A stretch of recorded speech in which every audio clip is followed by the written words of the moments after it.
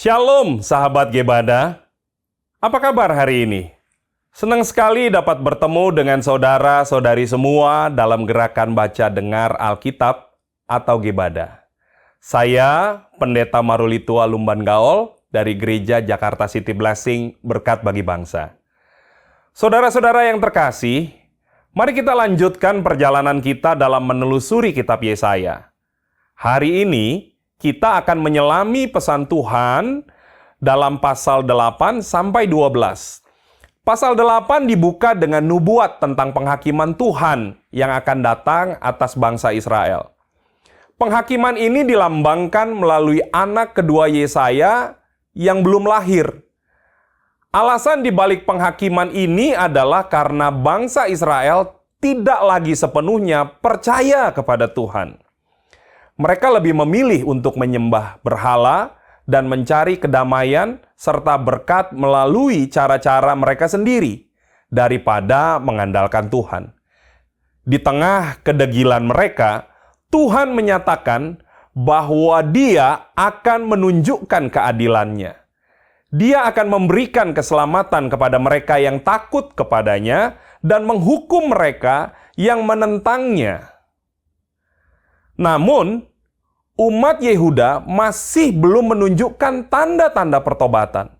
Mereka tetap hidup dalam dosa dan kejahatan, bahkan tidak mencari pertolongan dari Tuhan semesta alam. Biarlah seluruh bangsa itu mengetahuinya, yaitu Efraim dan penduduk Samaria yang berkata dengan congkaknya dan tinggi hatinya, "Tembok batu bata jatuh, akan kita dirikan dari batu pahat. Pohon-pohon ara ditebang, akan kita ganti dengan pohon-pohon aras." Kesombongan dan kekerasan hati mereka hanya mendatangkan murka Tuhan. Dia menggunakan Asyur sebagai tongkat murka untuk menghukum mereka.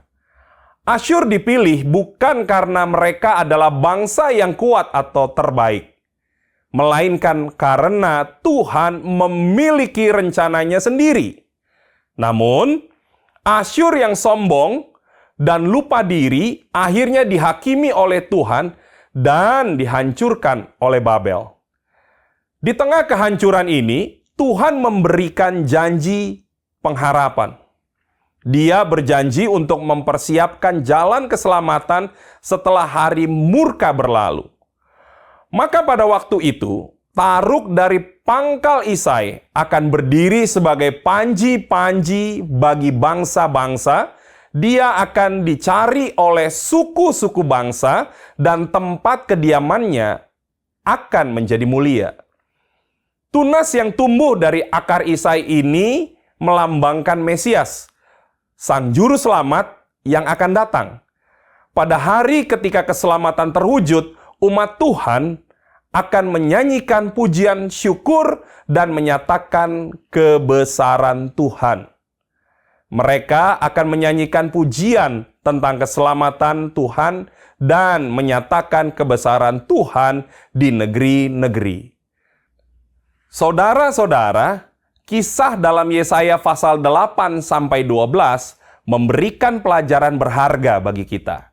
Kita diingatkan untuk selalu hidup dalam ketaatan kepada Tuhan dan menjauhi dosa. Di saat kita menghadapi kesulitan dan pencobaan, ingatlah bahwa Tuhan selalu menyertai kita, memberikan kekuatan dan pengharapan. Mari kita buka hati dan pikiran kita untuk menerima pesan Tuhan dalam pembacaan Yesaya pasal 8 sampai 12.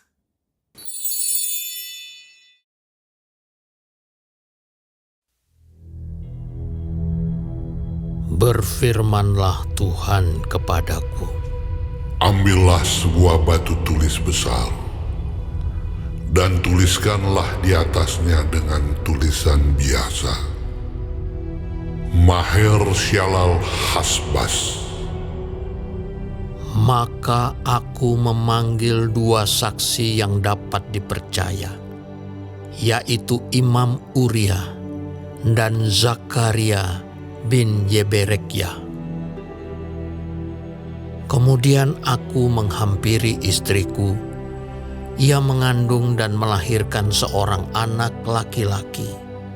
Lalu berfirmanlah Tuhan kepadaku, Namailah dia Maher-shalal Hasbaz. Sebab sebelum anak itu tahu memanggil bapa, ibu, maka kekayaan Damsyik dan jarahan Samaria akan diangkut di depan Raja Asyur.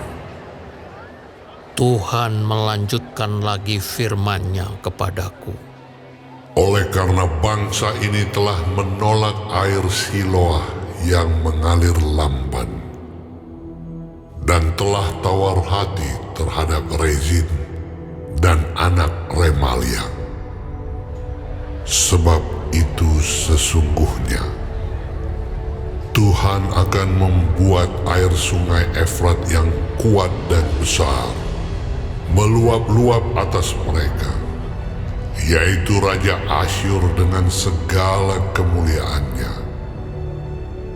Air ini akan meluap melampaui segenap salurannya dan akan mengalir melampaui segenap tebingnya, serta menerobos masuk ke Yehuda, ibarat banjir yang meluap-luap hingga sampai ke leher, dan sayap-sayapnya yang dikembangkan akan menutup seantero negerimu, ya Immanuel. Ketahuilah, hai bangsa-bangsa, dan terkejutlah, perhatikanlah ya segala pelosok bumi. Berikat pingganglah dan terkejutlah. Berikat pingganglah dan terkejutlah. Buatlah rancangan, tetapi akan gagal juga. Ambillah keputusan, tetapi tidak terlaksana juga. Sebab Allah menyertai kami. Sebab beginilah firman Tuhan kepadaku, ketika tangannya menguasai aku, dan ketika ia memperingatkan aku, supaya jangan mengikuti tingkah laku bangsa ini. Jangan sebut persepakatan segala apa yang disebut bangsa ini persepakatan. Dan apa yang mereka takuti, janganlah kamu takuti. Dan janganlah gentar melihatnya. Tetapi Tuhan semesta alam, Dialah yang harus kamu akui sebagai yang kudus. Kepadanyalah harus kamu takut, dan terhadap Dialah harus kamu gentar. Ia akan menjadi tempat kudus, tetapi juga menjadi batu sentuhan dan batu sandungan bagi kedua kaum Israel itu, serta menjadi jerat dan perangkap bagi penduduk Yerusalem. Dan banyak di antara mereka akan tersandung, jatuh dan luka parah, tertangkap dan tertawan. Aku harus menyimpan kesaksian ini dan memeteraikan pengajaran ini di antara murid-muridku. Dan aku hendak menanti-nantikan Tuhan yang menyembunyikan wajah-Nya terhadap kaum keturunan Yakub. Aku hendak mengharapkan Dia.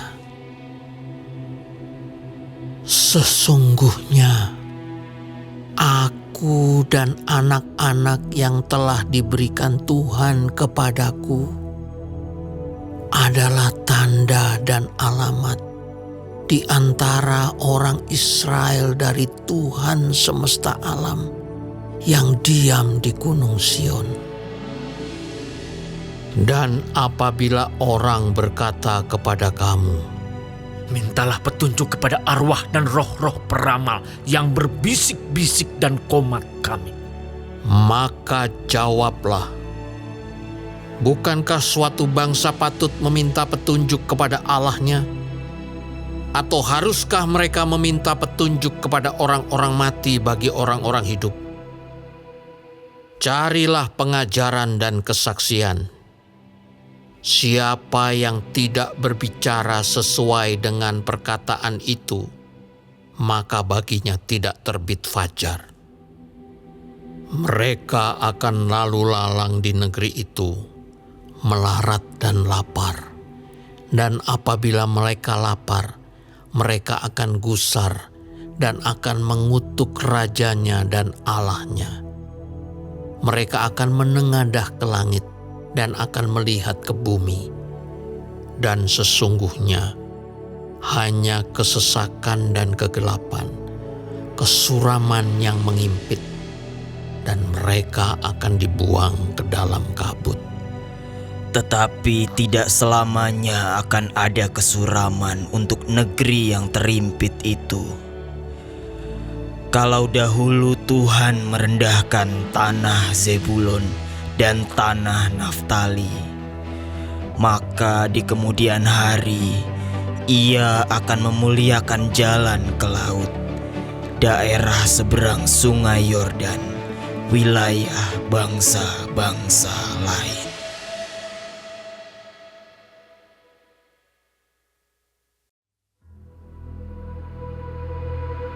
Bangsa yang berjalan di dalam kegelapan telah melihat terang yang besar. Mereka yang diam di negeri kekelaman, atasnya terang telah bersinar.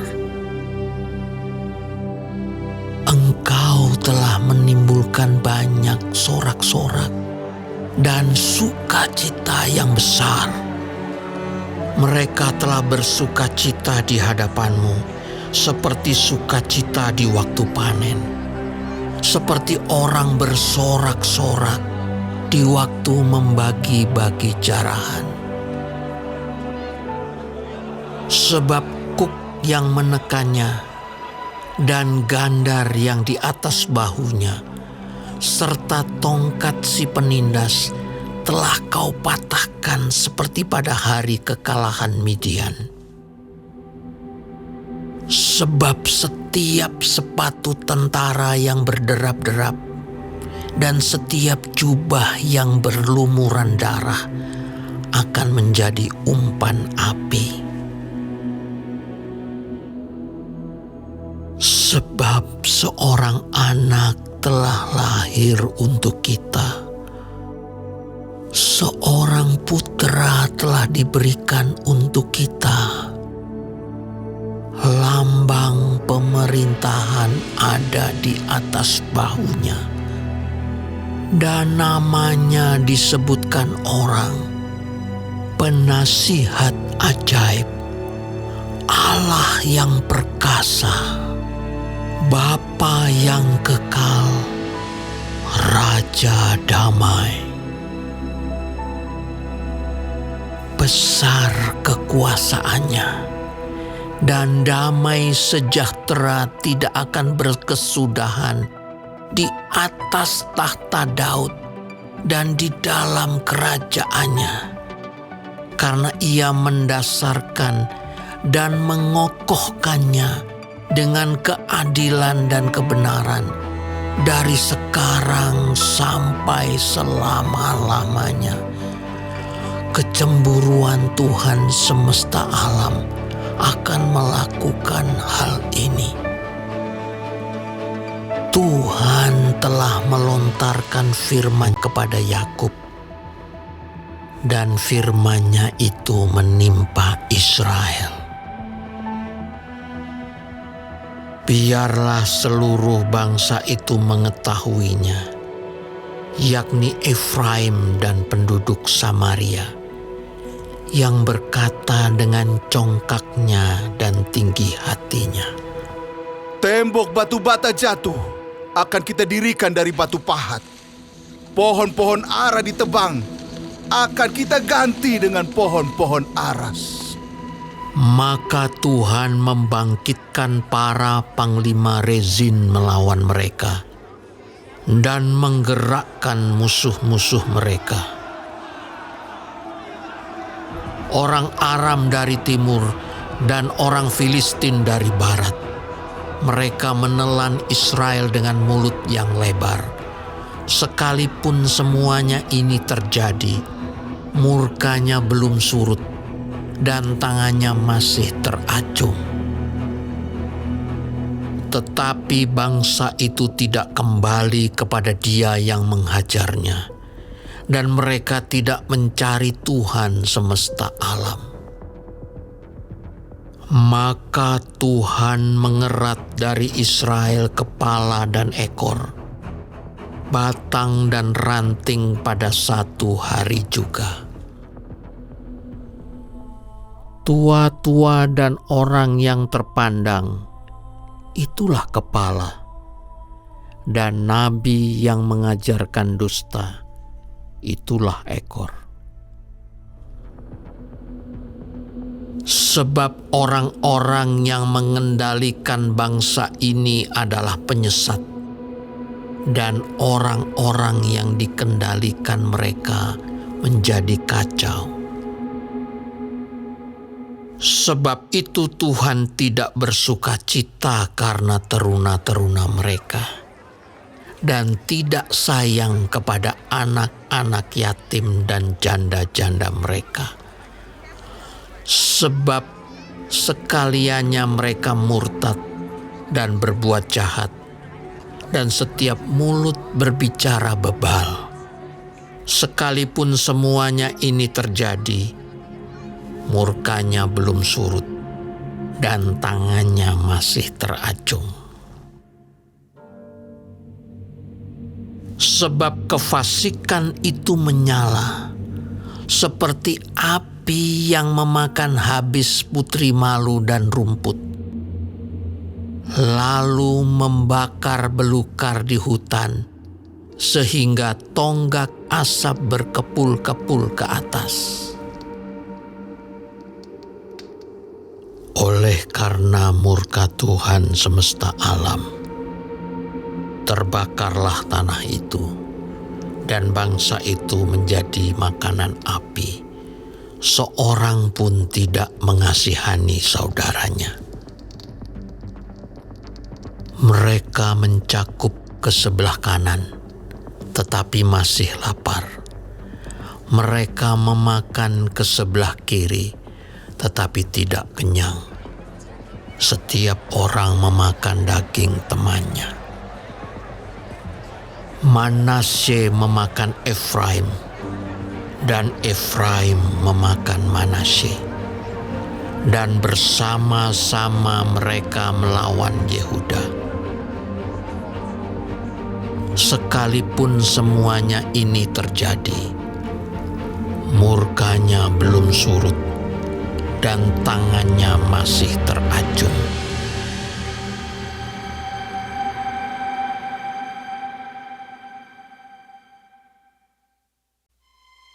Celakalah mereka yang menentukan ketetapan-ketetapan yang tidak adil, dan mereka yang mengeluarkan keputusan-keputusan kelaliman, untuk menghalang-halangi orang-orang lemah mendapat keadilan, dan untuk merebut hak orang-orang sengsara di antara umatku, supaya mereka dapat merampas milik janda-janda dan dapat menjarah anak-anak yatim. Apakah yang akan kamu lakukan pada hari penghukuman dan pada waktu kebinasaan yang datang dari jauh? Kepada siapakah kamu hendak lari minta tolong? Dan di manakah hendak kamu tinggalkan kekayaanmu? Tak dapat kamu lakukan apa-apa selain dari meringkuk di antara orang-orang yang terkurung dan tewas di antara orang-orang yang terbunuh. Sekalipun semuanya ini terjadi, murka Tuhan belum surut dan tangannya masih teracung. Celakalah Asyur yang menjadi cambuk murkaku dan yang menjadi tongkat amarahku.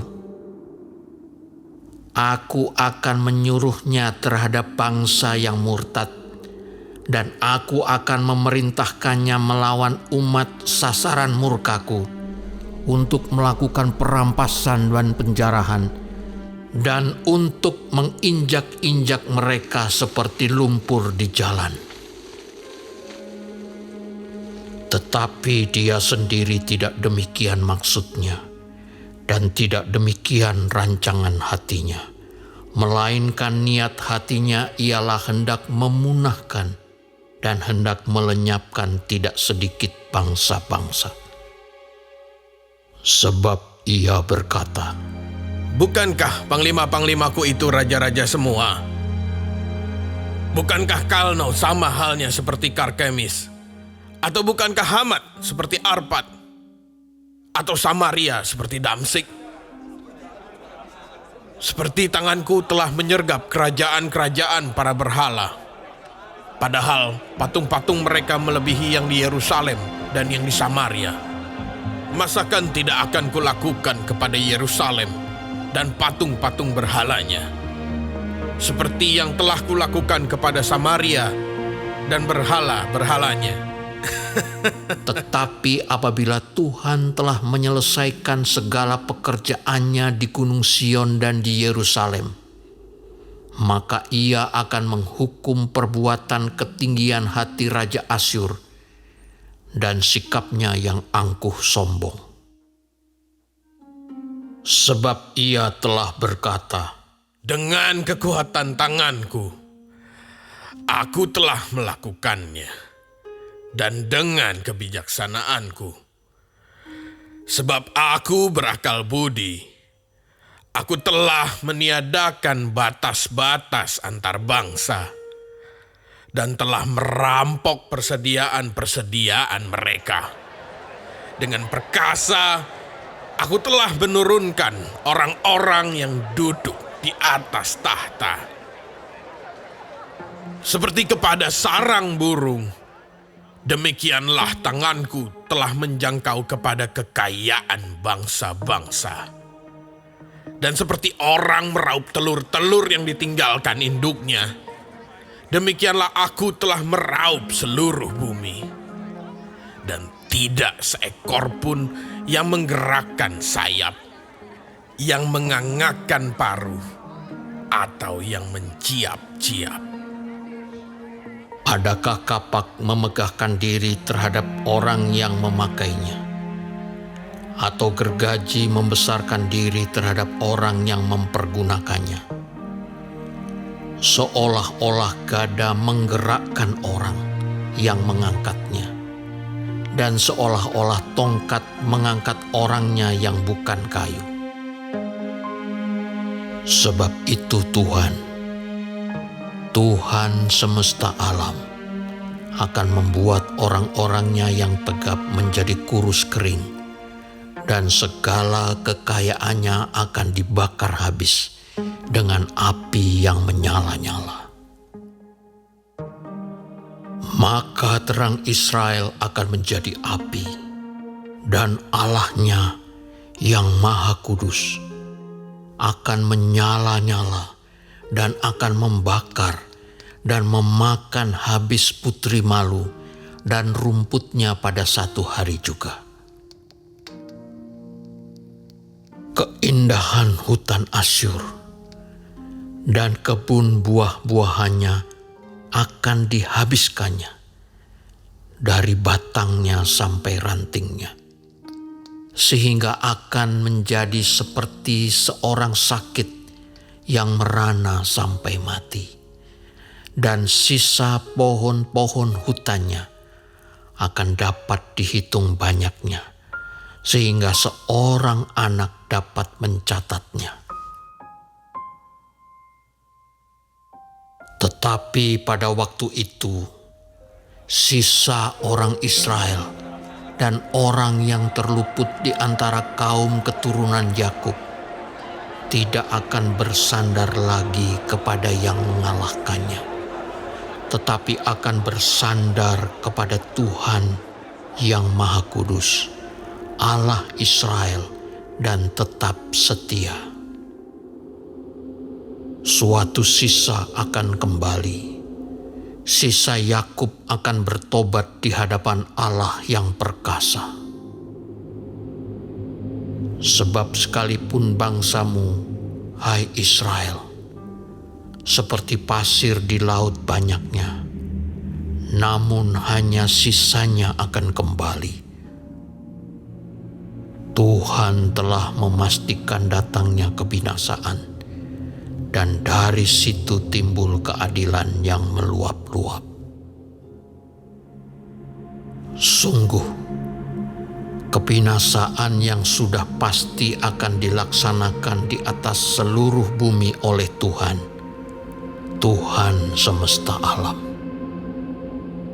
Sebab itu, beginilah firman Tuhan, Tuhan semesta alam. Hai umatku yang diam di Sion, janganlah takut terhadap Asyur. Apabila mereka memukul engkau dengan gada dan menghantam engkau dengan tongkatnya, seperti yang dilakukan Mesir dahulu. Sebab sedikit waktu lagi amarahku atasmu akan berakhir, dan murkaku akan menyebabkan kehancuran mereka. Tuhan semesta alam akan mencambuk mereka dengan cemeti, seperti ia menghajar Midian di gunung batu Oreb, dan mengayunkan tongkatnya ke atas laut Teberau, dan mengangkatnya seperti di Mesir dahulu. Pada waktu itu beban yang ditimpakan mereka atas bahumu akan terbuang, dan kuk yang diletakkan mereka atas tengkukmu akan lenyap. Asyur telah muncul dari Rimon dan telah datang menyerang Ayat. Ia telah lewat dari Migron, dan di Mikmas diaturnya perbekalannya. Mereka telah menyeberang dari jurang penyeberangan sambil berteriak, Geba tempat permalaman kita! penduduk Rama gemetar, penghuni Gibea Saul melarikan diri. Keluarkanlah jeritanmu, hai putri Galim. Perhatikanlah, hai Laisya. Jawablah dia, hai Anatot. Penghuni Madmena lari jauh-jauh. Penduduk Gebim pergi mengungsi. Hari ini juga Asyur akan berhenti di Nob, mengacung-acungkan tangannya ke arah gunung Putri Sion, bukit Yerusalem. Lihat, Tuhan semesta alam akan memotong dahan-dahan pohon dengan kekuatan yang menakutkan. Yang tinggi-tinggi tumbuhnya akan ditebang, dan yang menjulang ke atas akan direndahkan. Belukar rimba akan ditebas dengan kapak, dan Libanon dengan pohon-pohonnya yang hebat akan jatuh.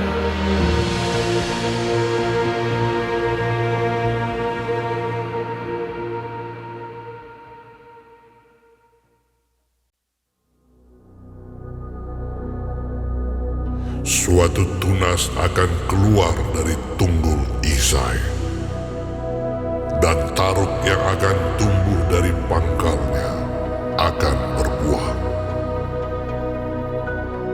Roh Tuhan akan ada padanya, roh hikmat dan pengertian, roh nasihat dan keperkasaan, roh pengenalan dan takut akan Tuhan.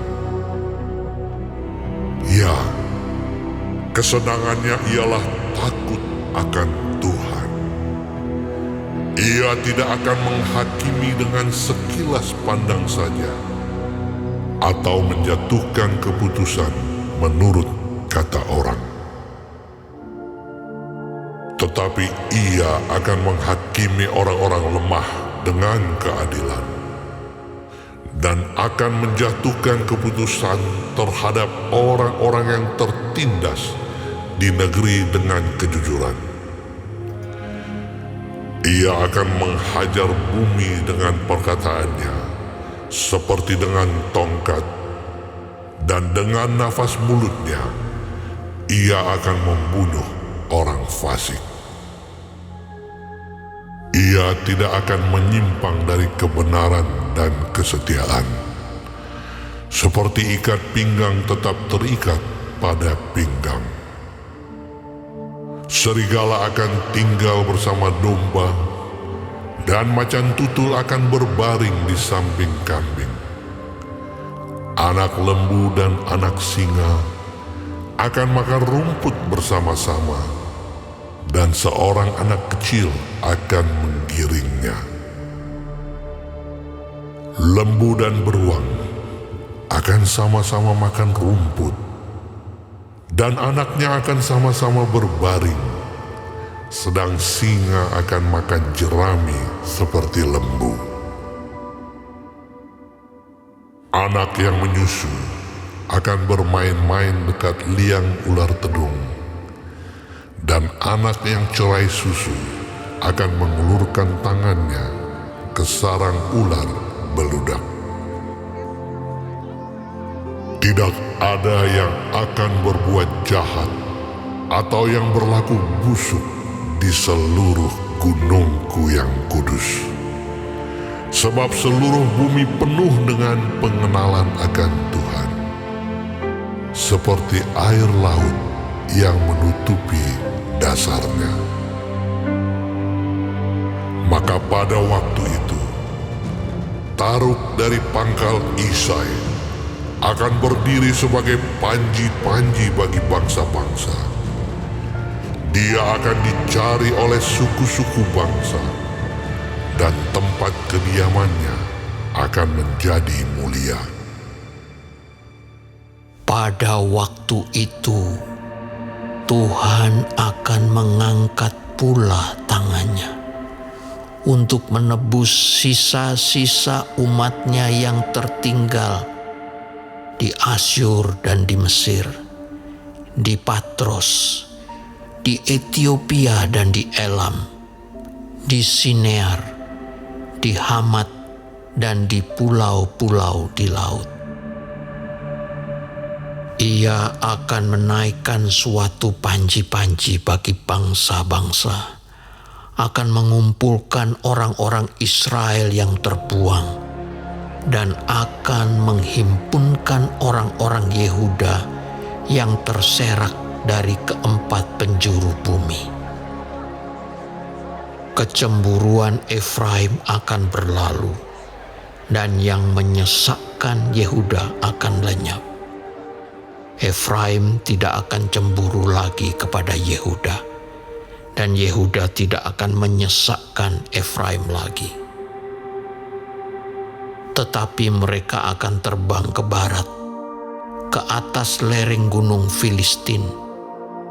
Bersama-sama mereka akan menjarah Bani Timur. Mereka akan merampas Edom dan Moab, dan orang Amon akan patuh kepada mereka. Tuhan akan mengeringkan Teluk Mesir dengan nafasnya yang menghanguskan, serta mengacungkan tangannya terhadap sungai Efrat dan memukulnya pecah menjadi 7 batang air, sehingga orang dapat melaluinya dengan berkasut. Maka akan ada jalan raya bagi sisa-sisa umatnya yang tertinggal di Asyur, seperti yang telah ada untuk Israel dahulu pada waktu mereka keluar dari tanah Mesir.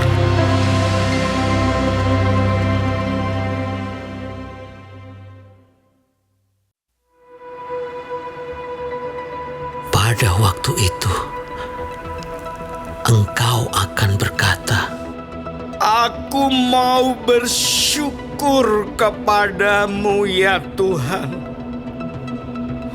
karena sungguh pun engkau telah murka terhadap aku. Tetapi murkamu telah surut dan engkau menghibur aku. Sungguh, Allah itu keselamatanku.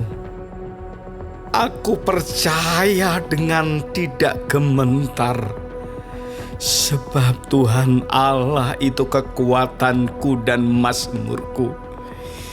Ia telah menjadi keselamatanku. maka kamu akan menimba air dengan kegirangan dari mata air keselamatan. Pada waktu itu, kamu akan berkata, Bersyukurlah kepada Tuhan, panggillah namanya, beritahukanlah perbuatannya di antara bangsa-bangsa, masyhurkanlah bahwa namanya tinggi luhur. Bermasmurlah bagi Tuhan, sebab perbuatannya mulia. Baiklah hal ini diketahui di seluruh bumi. Berserulah dan bersorak-sorailah, hai penduduk Sion. Sebab yang Maha Kudus, Allah Israel, agung di tengah-tengahmu.